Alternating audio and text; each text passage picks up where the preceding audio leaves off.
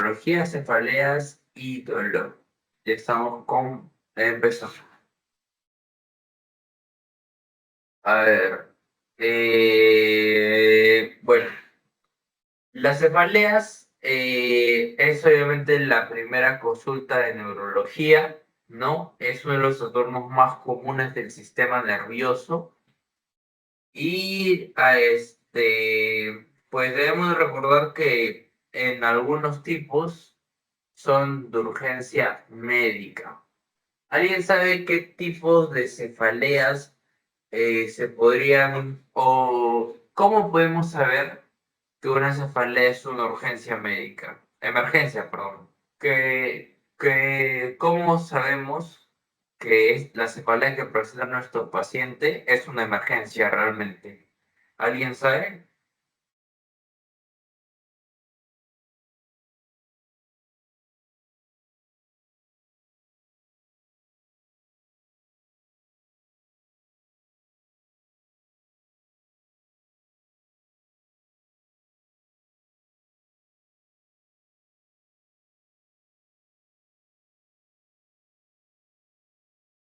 Cuando inicia de manera súbita e intensa.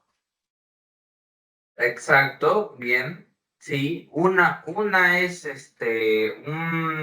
una bandera roja. Se llama banderas rojas, ya. Banderas rojas son síntomas y signos, bueno, más que signos, síntomas que presenta el paciente, que nos comenta y nosotros vemos si son banderas rojas y ahí sabemos que es una emergencia médica. No es lo mismo que, por ejemplo, el paciente pues tenga un dolor de cabeza crónico, que te lo diga, doctor, lo siento hace varios días, a que el paciente te diga, doctor, lo siento así, de la nada, muy fuerte. Pues ahí tú sabes que es una emergencia médica. Se llama banderas rojas. Y esto nos indica que la cefalea no es probablemente una cefalea primaria. Ya las cefaleas primarias es básicamente eh, el dolor de cabeza de la misma bóveda. Es por algo que esté en la cabeza. Ya, es por eso. Mientras que las cefaleas secundarias son distintas. ¿Por qué son distintas? Porque, por ejemplo, el, la hemorragia subaracnoidea pues es una cefalea secundaria. ¿Por qué? Porque es una hemorragia. El dolor de la cabeza viene por un trastorno subyacente al dolor de cabeza, ¿no? Y obviamente una hemorragia subaracnoidea, ¿qué es lo que puede pasar? Que se te hernia el cerebro, se te hernia y pues mueres, ¿no? Entra en paro cardiorrespiratorio. Pues esas son cefaleas secundarias, donde hay un trastorno subyacente a este. Entonces, ahora continuemos, ¿no? La definición de esto es toda sensación dolorosa, toda sensación dolorosa localizada en la bóveda craneal, ¿no? De la región frontal hasta la región occipital. Y aunque algunas veces estas pueden estar en zonas faciales, ¿no? Alrededor de los ojos, en la frente y otras. Vamos a verlo más adelante. También existe la cefalea por bruxismo. Creo que eso es lo que yo tengo. Recientemente lo estoy sintiendo. Es la cefalea porque mientras duermes, mm, mantienes presionados tus dientes, sí, los mantienes presionados y eso básicamente hace que te dé una cefalea. No, por eso hay varios tipos de cefaleas, acá vamos a tocar las principales, ya, para eso necesitamos la epidemiología, ¿no? Es una prevalencia, 96% a lo largo de la vida, y miren, importante, ¿ah? Para su libro porque la pueden decir. La cefalea tensional es la más frecuente, ya, es la más frecuente. Muchos pensaríamos que es la migraña, yo sinceramente lo pensaba porque la mayoría de personas que te dicen que tienen algo normalmente es migraña, pero no, es la tensional, ya, no se olviden la tensional. Y el predominio es femenino, lastimosamente, ¿no? Pero, ojo, la mayoría es de predominio femenino, pero hay algunas que son de predominio masculino, una en específico, ¿ya? Y creo que es la cefalea en racimos, ¿ya? Es la que es a predominio masculino. Lo vamos a ver porque vamos a ahondar más en esos temas, así que no se preocupen. ¿Por qué se da esto en la fisiopatología? Son la siguiente: distensión o vasodilatación de venas o arterias. Pues obviamente, ahí sabemos, ¿no? Las arterias se vasodilatan ya hace que te duele toda la cabeza, pues bueno, eso. Compresión o tracción, inflamación de los nervios craneales, también es una parte de por qué tal la cefalea. Espasmos o inflamación de los músculos craneales o cervicales, como la cefalea tensional. Irritación meningia, esto ya vendría a ser, por ejemplo, la meningitis es una cefalea secundaria. ¿Por qué? Porque el trastorno subyacente está en un problema bacteriano, ¿no? Y el aumento de la presión intracraneal. También, esta también es un tipo de cefalea secundaria, por el aumento de la presión intracraneal. Y ahí es muy importante verlo. ¿Por qué? Porque se te puede herniar el cerebro. Y ahora, las teorías sugieren obviamente que hay varios pasos claves para la generación del dolor, entre ellos la dilatación de los vasos meninges intracraneales, que se activan por raíces nerviosas trigeminales, sensoriales perivasculares y hacen que te duela. Liberación de neuropéptidos vasoactivos, ¿no? Activados por raíces nerviosas sensoriales y por el trigémino, que finalmente dan sustancia P, neuroquinina y CGRP. Y los impulsos del dolor, que esos impulsos del dolor son nervios sensoriales periféricos, ¿no?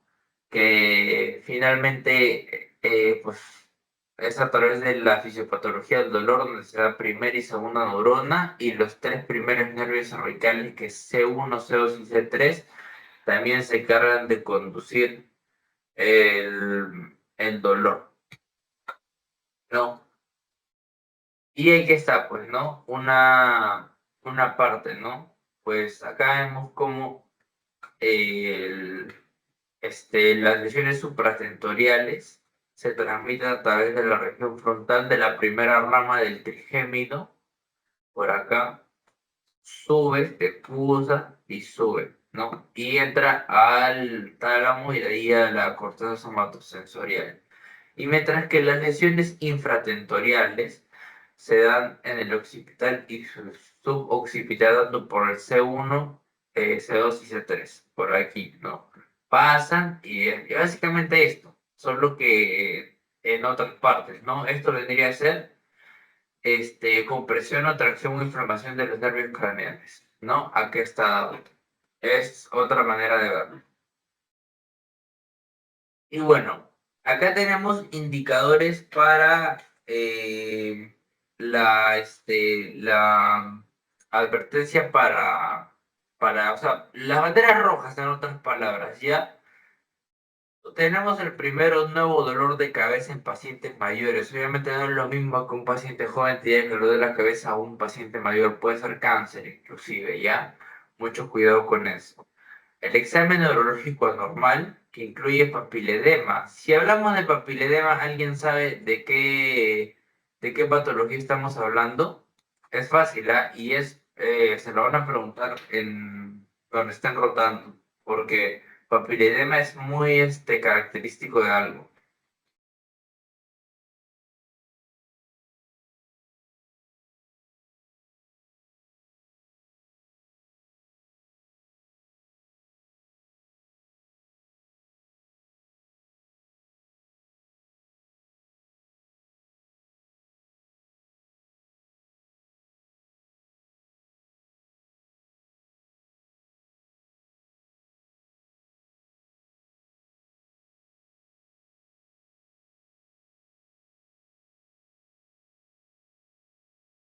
Hipertensión intracraneal.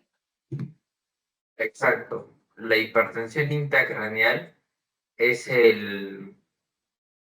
la estrella del papiledema. Tuve papiledema, es hipertensión intracraneal. Y mucho ojo porque se puede herniar. Ya.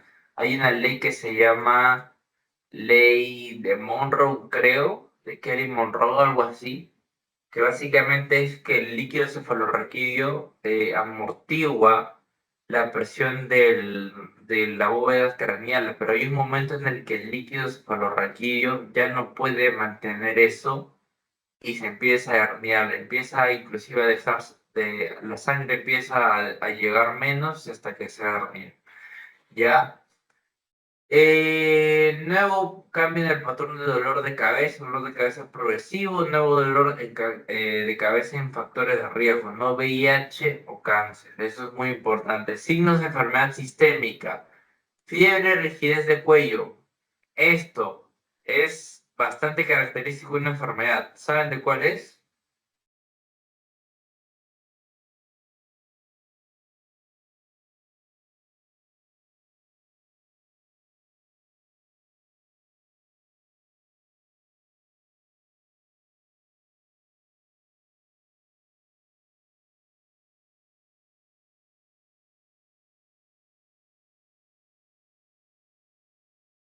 Cuando tú ves fiebre y rigidez del cuello, te dicen algo característico de neurología.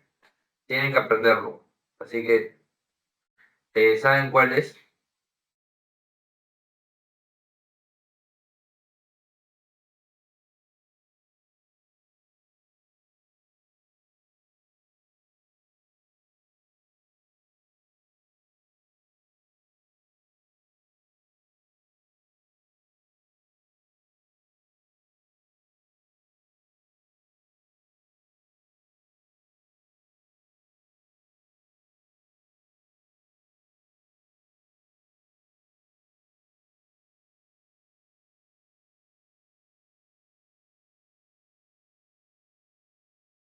Ya.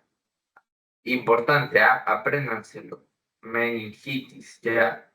Cuando tú ves que el paciente tiene la rigidez del cuello más fiebre, lo más probable es que es una meningitis. Muchas veces va a ser una meningitis, ya. Importante. Disparo por tos, esfuerzo y maniobra de Valsalva te dicta a veces hidrocefalia y también lo que habíamos mencionado antes, ¿no? También te dicta el IC. Dolor de cabeza en el embarazo postparto también es feo. Pues obviamente acá podemos hablar de una patología subyacente, ¿no? Esto no es tan común, ¿ya? Y el primero, peor dolor de cabeza, o el peor dolor de cabeza de tu vida, me lo enseñaron en fisiopatología y normalmente es una HCA, una hemorragia subparanoidea, ya cuando te dice que el paciente es el peor dolor de cabeza de su vida. Normalmente va a ser eso y tú ya tienes que ver, ¿no? Lo que el paciente te pueda decir. Ahora, pasemos a cefaleas primarias, pero no antes tengo que hacer hincapié en algunas cosas, ¿ya? Que son bastante importantes. Eh,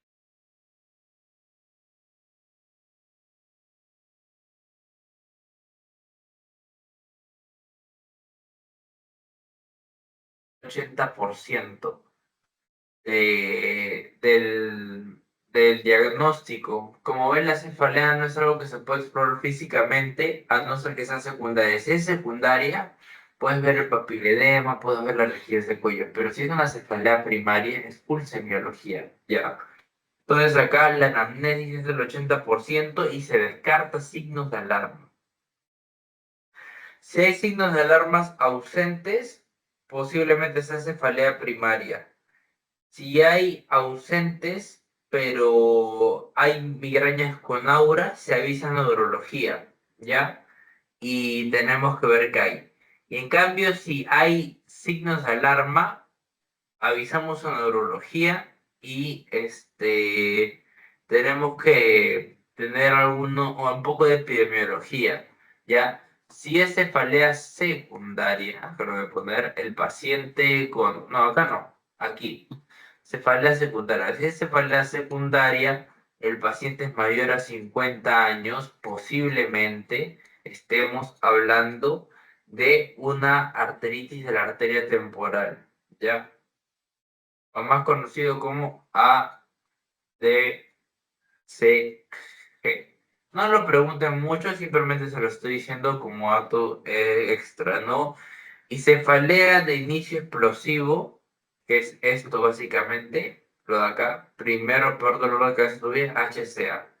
Y si hay sospecha de meningitis, es fiebre más meningismo, ¿ya? Para eso es distinto, ¿ya? Miren, para la arteritis de la arteria temporal se usa BCG y también hemograma.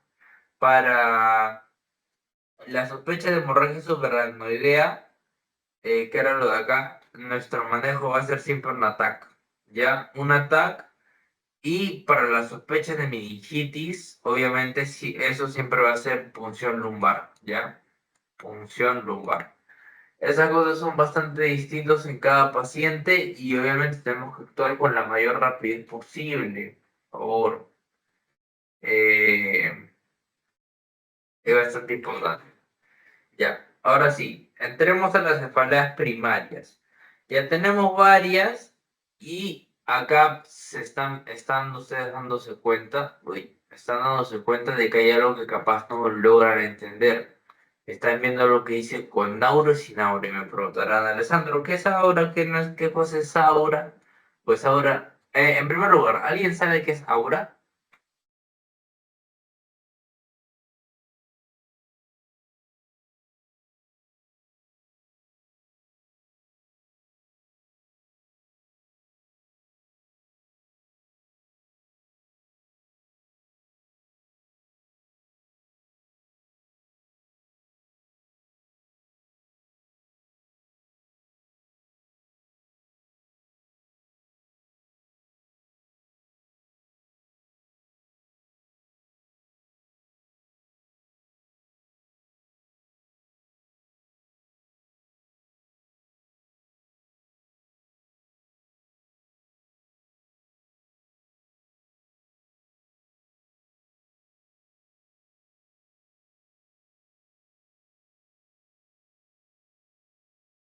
Bueno, el aura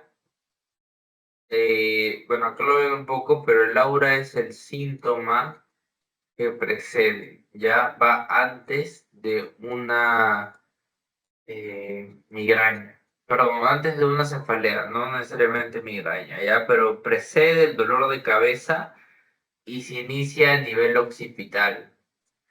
Y ustedes se preguntarán cómo se puede generar esto. Pues por anatomía, ustedes deben saber que en la parte occipital, ¿qué cosa está en la parte occipital? En la parte occipital está la corteza visual primaria, ¿ya? Y como está la corteza visual primaria, pues por esa misma razón sus síntomas van a ser visuales. ¿Y cómo visuales se podrán preguntar ustedes? Pues fotofobia y esas cosas, ¿no? Por eso se llama con aura o sin aura. La migraña es el trastorno neurovascular caracterizado por dolores de cabeza intensos y recurrentes. Acuérdense que es vascular, ya, es neurovascular, ya. Y está caracterizado por dolores de cabeza intensos y por los siguientes, ¿no? Esto, dolor en un solo lado. Es un dolor en un solo lado en mi craneal. Importante, apréndanse todo esto porque es la diferencia. Normalmente acá estoy casi seguro que lo que más le van a preguntar van a ser cefaleas primarias, porque sus características son distintas a las secundarias. Entonces, acá el dolor de un solo lado es de carácter pulsátil, empeora con la actividad física y puede acompañarse de náuseas, vómitos e hipersensibilidad a la luz y el ruido, y la duración es de 4 a 72 horas. Esa es la migraña sin aura. ¿ya? ¿Y cuál es la fisiopatología? Hay predisposición genética y factores epigenéticos, ¿no? Eh, Básicamente lo que les había dicho, ¿no? Una depresión cortical que se traduce a despolarización neural y eso pues libera, ¿no? Libera los péptidos, ¿no? Como el CGRP que habíamos visto en un principio, ¿ya? Y este básicamente se relaciona con el gen de la calcitonina y este genera dolor, ¿ya? Básicamente, en otras palabras más sencillas, este gen se libera acá cuando tiene una migraña. Y entonces lo que buscamos hacer es bloquear esto, ¿no? Y por eso ahí están los fármacos, ¿no? Ahora, tenemos un par de criterios diagnósticos. Y estos criterios diagnósticos, pues obviamente son bastante importantes, ¿ya? Tenemos la migraña sin aura y con aura. Antes tenemos que saber que el aura es el síndrome clínico que caracterizó por cefalea de características específicas y síntomas asociados. ¿Ya? Nosotros, ¿cómo sabemos si es con aura o sin aura? Cuando el paciente te dice, antes de que me dé el dolor de cabeza, siento sensibilidad a la luz. Ya tú sabes que es con aura. Ya, entonces son crisis recurrentes de varios minutos con síntomas visuales o sensitivos. La locación es unilateral, es completamente reversible y se desarrolla de manera gradual y precede una cefalea. Entre 5 a 60 minutos dura la aura. ¿Ya? Y sin aura son síntomas neurológicos focales transitorios que suelen preceder y en ocasiones acompañar con cefalea, como la cefalea recurrente en crisis de 48 a 62 horas, locación unilateral del pulsátil, intensidad, esto, importante, apréndanse la intensidad, esta es moderada grave, ¿ya? Y empeora con la actividad física, deseo, náusea y fotofobia. Yo les voy a poner una estrellita en lo que se tienen que aprender, ¿no? ¿Ya? Esto, esto, esto y esto de acá. Esas son las únicas, son cinco cosas importantes que se tienen que aprender acá, que ustedes tienen que saber, tienen que salir sabiendo esto. Ya es lo más importante y lo que les estoy diciendo que se tienen que aprender.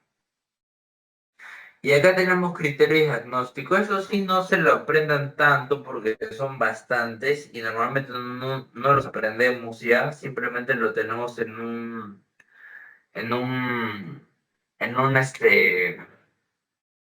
en una hoja, ¿no? Para saber.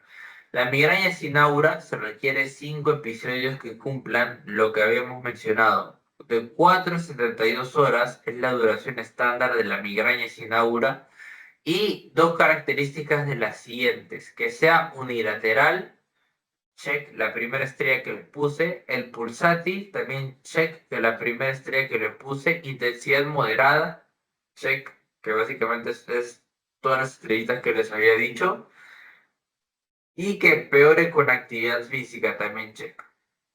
Y al menos uno de síntomas visuales, como náuseas y vómitos o fotofobia y fonofobia. Entonces, cuando tú tienes todo eso, pues es una migraña sin aura. Y en la migraña con aura requerimos dos ataques con aura reversible, que sea visual, sensorial, del habla o motora, y al menos tres de que el aura se desarrolle en más de 5 minutos, que cada síntoma dure de 5 a 1 hora y al menos un síntoma unilateral y el aura seguida de cefalea. También podemos ver escotomas visuales. ¿Qué es un escotoma? Lo vimos en la clase pasada, es como una mancha negra, ¿no? Y alteraciones del lenguaje y también puede ser parestesia. Ahora, ¿cómo nosotros tratamos pues esta migraña? Tenemos las siguientes, ¿ya? Son los siguientes fármacos que no se preguntan, pero igual los pongo. Tenemos los triptanes, ¿ya? Los triptanes, los gepantes, y si mal no recuerdo, las ergotaminas, ¿ya? Con eso tratamos la migraña. Ya es un tratamiento de migraña que básicamente es importante y está bien estandarizado. Ya en la actualidad este diagnóstico, como les había mencionado, es clínico.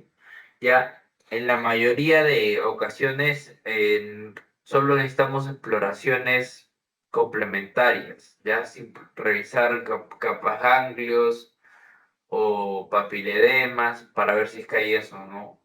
Fondo de ojo, ¿no? Pero la mayoría es clínico, como les digo, es semiología, ¿ya? Y pues el tratamiento obviamente es reducir la frecuencia y la gravedad de la misma y mejorar los síntomas, ¿ya? Tenemos los triptanes, que son derivados de la ergotamina, y los gepantes. Esos son específicos para migraña, ¿ya? Son los más conocidos. Y ahora, ¿qué cosas son factores de riesgo para la migraña? Tenemos los siguientes, ¿ya? Ahora, acá lo más, yo no estoy dando esta información como adicional. Lo más importante ahora para mí es que se aprendan lo que le han puesto las estrellas, es que sepan las características de cada uno, ¿ya? Mm, ¿En qué es más esto es importante, esto me faltó. ¿En qué es más frecuente este trastorno del sexo femenino? Ya en el sexo femenino es más frecuente. Hay los eventos estresantes, también es un factor predisponente, antecedentes de traumatismo de cabeza y cuello también es antecedente, ¿ya? La presencia de alodinia en los ataques de migraña también es predisponente, ¿no? La elevada frecuencia de crisis, la depresión. Ojo, depresión también es este factor predisponente, la obesidad, el abuso de cafeína también es predisponente para migraña, los trastornos del sueño también, náuseas persistentes también y enfermedades con dolor crónico. Ahora, en la parte psiquiátrica tenemos ansiedad, depresión y trastorno bipolar. Son predisponentes. En la parte cardiovascular, los cardiópatas, la obesidad, el ictus, el stroke la enfermedad cerebrovascular también es predisponente y trastornos circulatorios. En la parte respiratoria, el asma, la rinitis, la bronquitis, el enfisema y la sinusitis son predisponentes y la epilepsia también, ¿no? Bueno, eso básicamente es todo sobre la migraña, ¿ya? Es básicamente eso. Ahora que se aprendan triptanes, gepantes, ergotaminas, que se aprendan que es unilateral de 4 a 72 horas, empeora con la actividad física, fotofobia y fonofobia están asociados. Y lo último, intensidad moderada grave. Son 6 cosas que se tienen que aprender, ¿ya? Si se aprenden esas cosas, esas 6 cosas, van a poder diferenciar de una migraña con una cefalea tensional, con una cefalea del trigémino autonómicas, como la cefalea del racimos, la migraña. Van a poder, diferenciar. Porque ese es básicamente el punto de esta clase, que diferencien entre las cefaleas, ¿ya?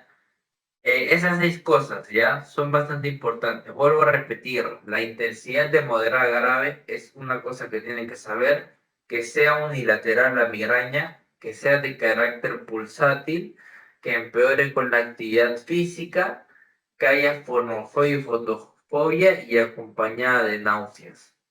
Esas 6 cosas, ya, importantes. Ahora, empecemos por la cefalea tensional. Importante para acá, ¿ah? La más frecuente, no me pongan que migraña ni nada de eso, es la cefalea más frecuente, ¿ya? La cefalea más frecuente de todas. Tú ves una cefalea tensional, es la más frecuente, le dices al paciente. O sea, hay más probabilidad de que te venga el paciente con eso que con una migraña. ¿Por qué se da la cefalea tensional? Fisiopatología. En torno a los 35 y 40 años y es de manera similar tanto a hombres como mujeres. ¿Ya? Lo más importante. ¿Y qué otra cosa puede ser?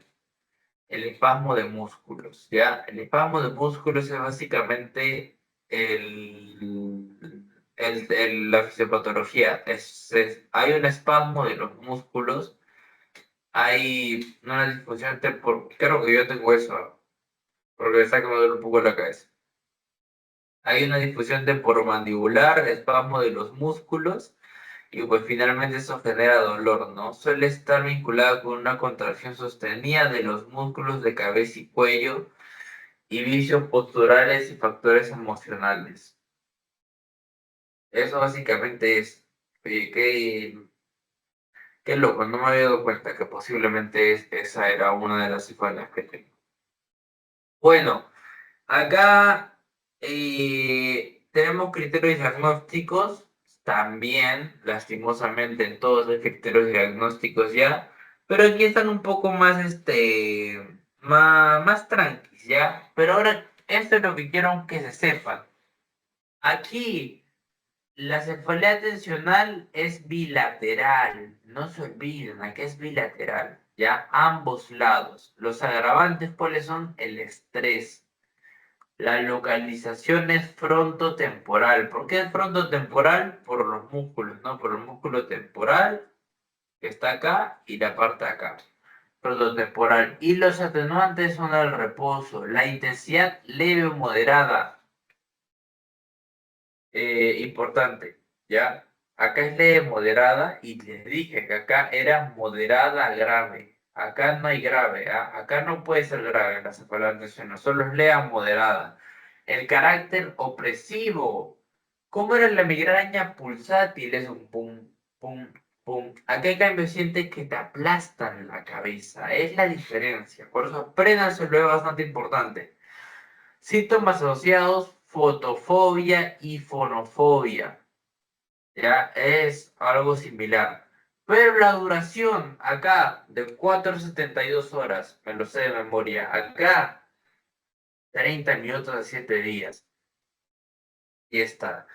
Diagnóstico diferencial, acá te traigo tu tabla para que ya lo tengas más fácil. Solo lo ves y le dices doctor, ta, ta, ta, ta, y el doctor te dice correcto, no, y no te va a poder decir nada. Diagnóstico diferencial entre cefalea tensional y migraña. En la migraña te he explicado lo que es un aura ya sabes lo que es un aura, es algo que precede a la cefalea. Acá en tensional te olvidas de eso, acá no hay aura, acá eso no existe, para la cefalea tensional no existe eso. El carácter, acá es opresivo, te aplastan la cabeza, tensión, ¿qué haces cuando tú sientes tensión? Te agarras la cabeza, es aplastar. En la migraña es pulsátil. Acompañantes, fotofobia y fonofobia, pero ¿cuál es la diferencia? En la migraña y náuseas y vómito. Tú ves al paciente vomitando o con náuseas y te dice, doctor, me duele la cabeza y estoy vomitando, ¿qué puedo hacer? Tú le dices,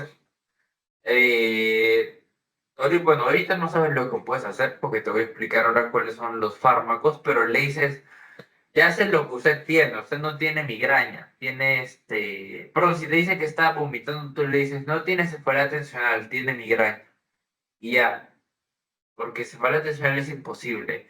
Y el ejercicio en la cefalea tensional no empeora y en la migraña sí. En tu diagnóstico diferencial, ahí lo tienes. El criterio diagnóstico básicamente es todo eso, ¿no? Que se cumplan estas cosas, ¿ya? No los voy a poner porque son bastantes, ¿ya? Pero básicamente esto, con todo esto tú ya puedes diagnosticar, solo con semiología nada más. Y obviamente apoyándote en tus criterios, ¿no? El tratamiento, pues son los siguientes, ¿no?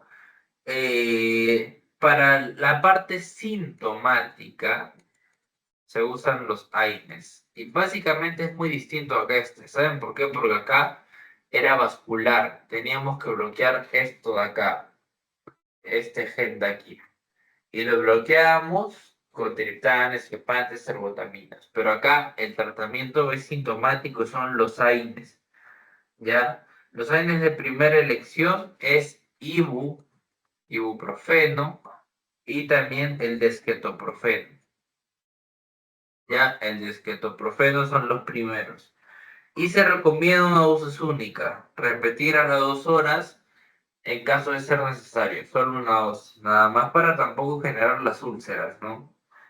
Y prevenir eso, ¿no? Básicamente. Y el tratamiento preventivo son amitriptilinas, tetratricíclicos, inhibidores, los SIRS, inhibidores de la recaptación de serotonina, la melatonina, que también les ayuda a dormir, y la bueno, algo de onabotilunomoxina, algo así. Pero eso sí eso eh, no es obligatorio que se lo aprendan ahora, más me importa que se aprendan esto. Los AINES es el tratamiento sintomático y esto sí es oro, ¿ya? Esto sí le van a preguntar sí o sí. Entonces ya vamos con dos cefaleas. ¿Ya? ¿Alguna pregunta o duda que tengan sobre esas dos cefaleas?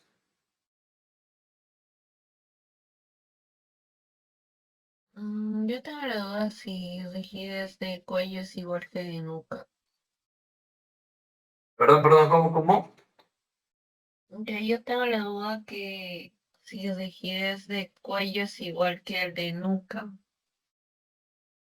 Rigidez del cuello es igual al de nuca. Bueno, la rigidez del cuello, eh, pues es obviamente cuando quieres mover al paciente y finalmente no puedes, ¿no? Si te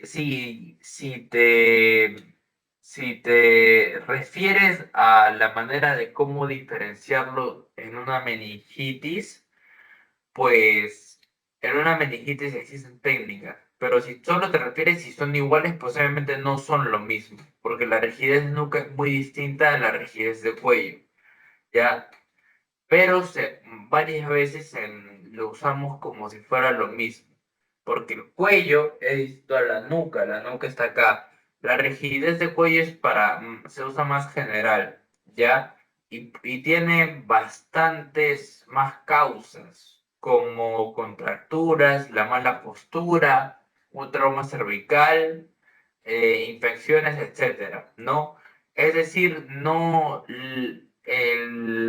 la rigidez de cuello no es necesariamente un trastorno neurológico. ¿Por qué? Porque no está en la parte de la bóveda craneal y puede ser más cosas. Una contractura muscular no es algo tan neurológico. Ya, en cambio, la rigidez de nuca es un signo más específico. ¿Por qué? Porque se refiere a la resistencia que el paciente tiene al momento de mover el cuello, ¿no? Y esto sí es más típico de algo neurológico, que en este caso vendría a ser irritación meningia, ¿no? La rigidez de cuello no es tan específica de meningitis, pero normalmente sí suele ser, pero en la mayoría de veces es meningitis, pero también puede ser HCA, hemorragia subaracnoidea, u otras cosas. Entonces, no es lo mismo. La rigidez de cuello es algo más general que precede muchas causas, mientras que la rigidez de nuca es más signo de irritación meningia, ¿ya? Y obviamente, pues, para formar un síndrome meningio, que es el conjunto de signos y síntomas, el síndrome meningio, necesita más cosas. Necesitas kerning, Brudzinski, fotofobia y cefalea. Así que no es lo mismo tú al doctor, si es que te pregunta, dime eh, dime la, mm, ¿Cómo te puedo? Dime los signos y síntomas de la meningitis, no le digas rigidez de cuello, dile rigidez de nuca, porque es más neurológico. Normalmente lo usamos como si fueran lo mismo, pero específicamente no lo es. Ya, por eso, si te refieres a si son sinónimos, no lo son, pero normalmente lo usamos así. ¿Sí? Entonces, ya vamos a pasar. Cefalea trigémina autonómicas. Estas que son un tipo de cefalea primaria y el número de crisis y su duración se diferencia los episodios entre sí. Son más incapacitantes que las anteriores mencionadas y requieren un diagnóstico médico más temprano. Esto es importante que lo sepan, ¿ya? ¿Qué más les iba a decir? Ya. Ahora, la epidemiología, acá la cefalea en racimos es la más frecuente. Ya la cefalea en racimos. Cefalea en racimos. A ver, si han leído, alguien sabe, díganme un síntoma o signo de la cefalea en racimos antes de que yo lo explique, porque es bien característica esa cefalea, ¿ah?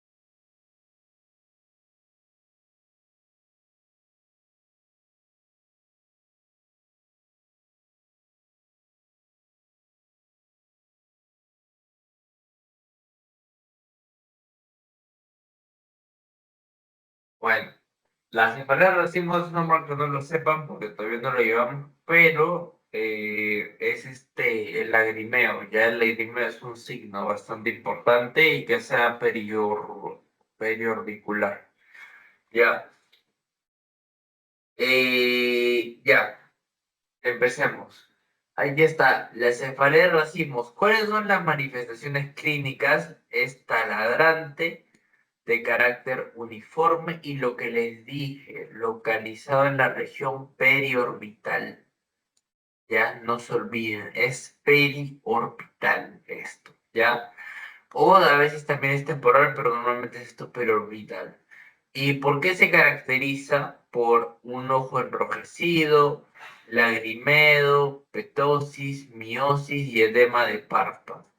Y también, ¿por qué? Por rinorrea o obstrucción nasal. Es similar a una alergia, bastante similar a una alergia. Una alergia tiene rinorrea también, ¿no? Y obstrucción nasal. Tienes también lagrimeo. Es bastante similar a una alergia, ¿ya? Y los criterios diagnósticos son los siguientes, ¿ya? Eh, ya. Al menos 5 ataques que cumplen los siguientes criterios. Tanto que es un dolor unilateral de intensidad severa en región orbitaria, supraorbitaria o temporal, con una duración de 15 a 180 minutos sin tratamientos.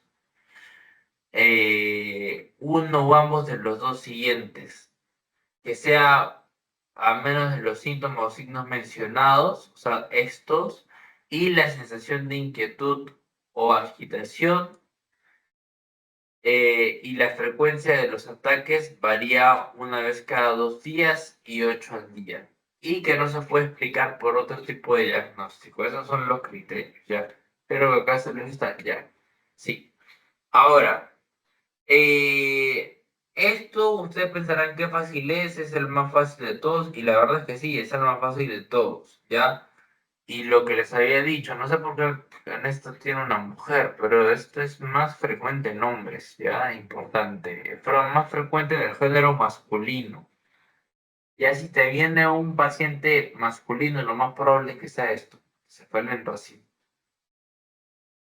Eh, bueno, esto tiene un algoritmo de tratamiento mucho más,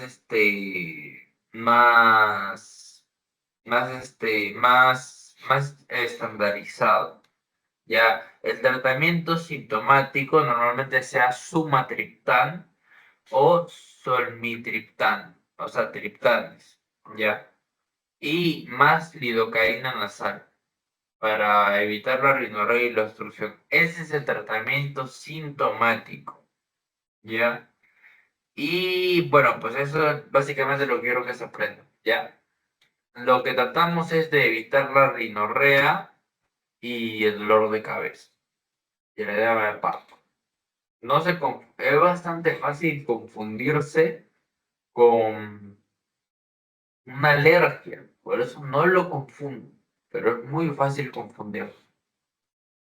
Bueno, ¿eso está claro? Continuamos con el siguiente, entonces. Hemicránea paroxística. Y ahora sí ya nos metemos en temas más complejos. Este hasta ahora me costó un poco memorizarlo. Acá ya son términos que son más distintos y se parecen bastante. Esto básicamente, ¿qué es paroxística? ¿Qué es paroxística? Es que básicamente son ataques cortos pero intensos en región facial y craneal asociados con síntomas trigeminautonómicos marcados. Básicamente la edad media es de 30 a 40 años. Y aquí está. Cefalea agrupada que consiste en dolor muy intenso que se presenta, miren, similar a la de racimos, en la órbita de un ojo o alrededor de él y siempre de un mismo lado. Se produce también en forma de crisis de duración, frecuencia y vital variables y es más común en mujeres de edad media. La primera diferencia, que es más frecuente es en el género femenino, la anterior no.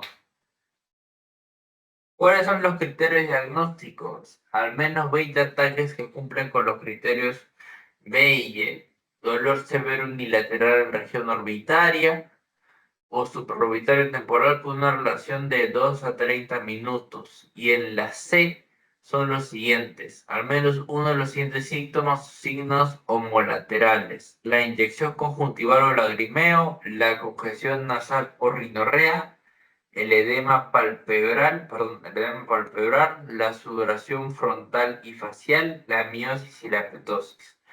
Sensación de inquietud o agitación y los ataques tienen una frecuencia por encima de 5 por día y los episodios responden completamente a dosis terapéuticas de indometacina. Acá es la primera estrellita, ¿ya? Hemicrania paroxística tiene un tratamiento bastante estandarizado y es la indometacina. A diferencia de los otros, la indometacina acá sí funciona, ¿ya? Y es la primera diferencia con la cefalea en racimos. ¿Cuál es otra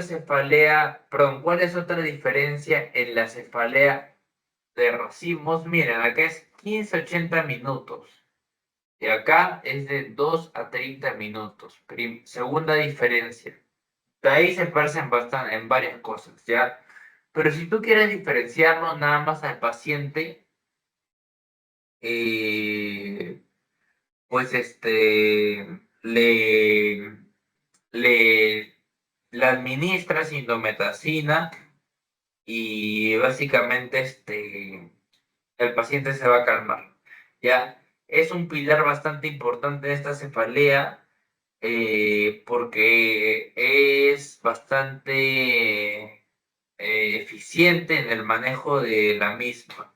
Ya se logra la mayoría de veces un control absoluto de los síntomas y el paciente refleja un estado de paz, porque ya no le duele mucho. ¿Ya? ¿Cuáles tenemos? La migraña paroxística episódica, que básicamente las crisis ocurren en periodos de 7 días a un año sin tratamiento, separados por más de 3 meses sin dolor. y la hemicrania paroxística crónica. No, las crisis ocurren sin periodos de remisión o con periodos de remisión menores a 3 meses. Aquí están las diferencias. Si un paciente te dice, doctor, me viene dolores de cabeza y de ahí en 3 meses me calma y me vuelve a pasar otra vez, es episódica. Si no le calma, es crónica, ¿ya? Y básicamente acá lo más importante es la indometacina, por favor, no se olviden, ¿ya? La indometacina. Y acá tenemos otra, que es la cefalea neuralgiforme unilateral de corta duración.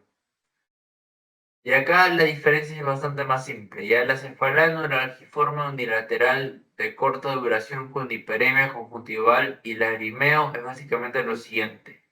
¿No? Cumple con criterios diagnósticos de cefalea neuralgiforme unilateral de corta duración y lo importante, ambos con inyección conjuntival y lagrimeo ipsilaterales al dolor. Es decir, si te duele acá, te lagrimea acá y básicamente te hay rinorrea acá, ¿ya? Y luego tenemos con síntomas autonómicos, que con síntomas autonómicos, a diferencia de la ZUNC, es básicamente ninguna inyección conjuntival, ni nada de eso. Ya es la diferencia. Ya, y pues el tratamiento es la más refractaria. Ya tiene una respuesta favorable a neuromoduladores como la lamotrigina. Ya, y también con lidocaína se puede ayudar y con topiramat. Y ahora pasemos a la hemicrania continua. Ya, esta tiene una prevalencia aproximada del 1%, es decir, es mucho menos frecuente. La clínica se caracteriza por dolor unilateral y continuo de intensidad moderada que responde de forma absoluta a indometacina también. Ya, importante. Indometacina. Ya. Y se acompaña con síntomas autonómicos, fenómenos migrañosos. La locación típica es la primera rama del trigémino, o sea, acá, por acá ya, por ahí. Y en regiones occipitales también puede ser, ya, y en hombros y en cuello, pero lo más, la localización es más ahí, se puede irradiar también. Y es característicamente definido por cómo es el dolor, por el alicia. Ya acá el carácter de dolor es sordo y opresivo, similar a una migraña, pero una migraña no tiene las siguientes cosas, ya no tiene lagrimación, inyección conjuntival, rinorrea, congestión nasal, sudor, petosis, edema, perdón, no papiledema, edema periorbital y bueno, pues el sudor, todo lo que les había dicho y la miosis. Ya, eso básicamente.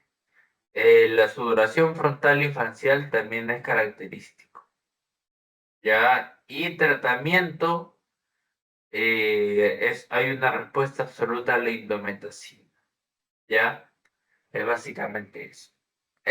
Miren, estas sí, pero estas dos no son tan preguntadas. Esta es preguntada y esta es mucho más preguntada y esta más y más. ¿Ya? En las que más he ahondado son las que más se preguntan. ¿Ya? Y acá básicamente tenemos ya lo último que les había dicho, la cefalea secundaria. ¿Alguien me puede decir una cefalea secundaria por infección? Le he mencionado.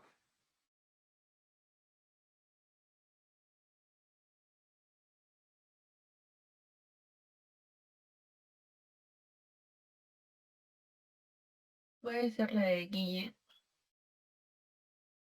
¿Perdón, la qué? La de Guille. Cefalea de Guillain, ¿eso te refieres? Mm, no, De- no, o no, de, o perdón. de, o de Guillain-Barré. Sí, pero creo que la Ah, de... de Guillain-Barré Bueno, sí es una cefalea por infección, es una cefalea generalmente difusa y pues sí, la verdad es que sí, pero hay varios mecanismos, ya es una cefalea de Guillain-Barré, puede ser y también puede ser que no. ¿Por qué? Bueno, en realidad sí, la verdad es que sí, porque es algo que, o sea, secundaria sí es.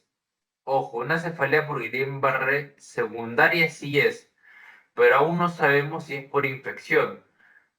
Lo que te hace el síndrome de Guillain-Barré en LCR se aumenta.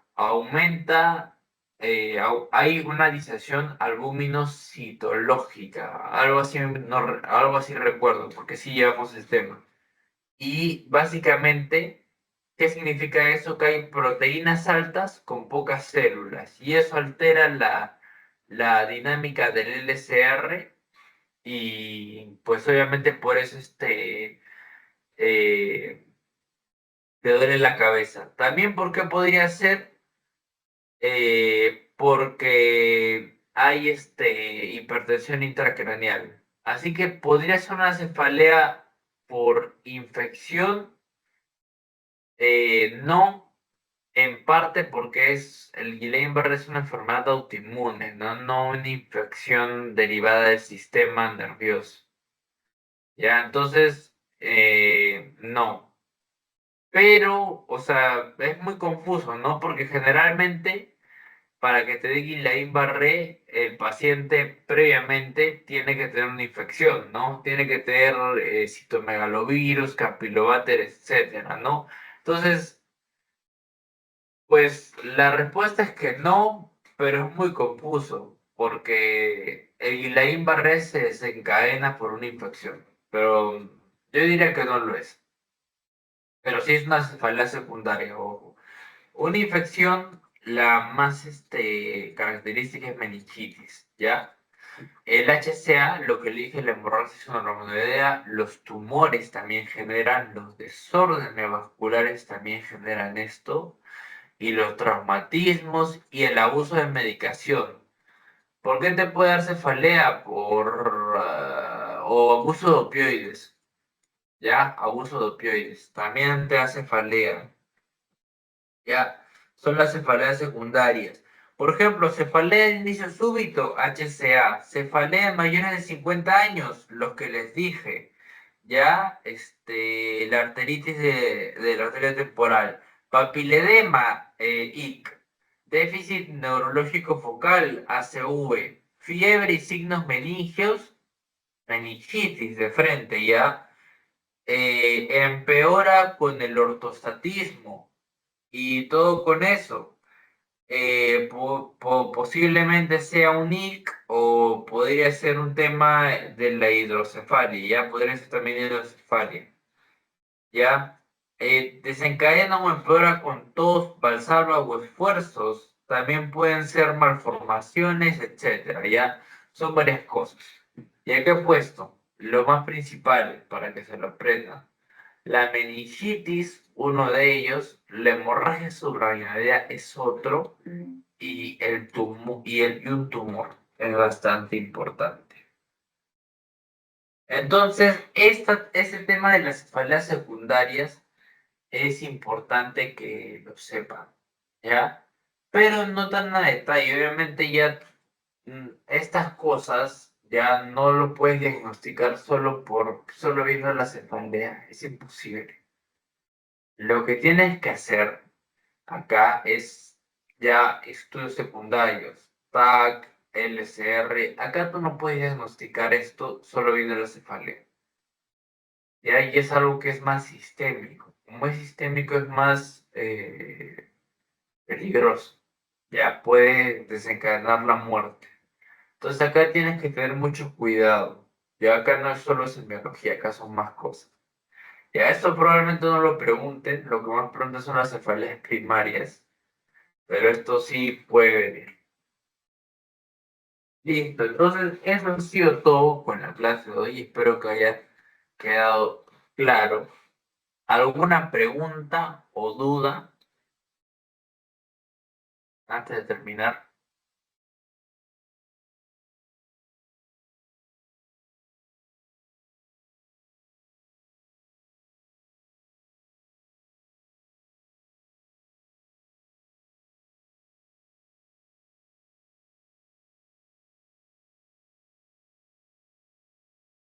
Entonces, ya quedó todo claro, voy a pasar el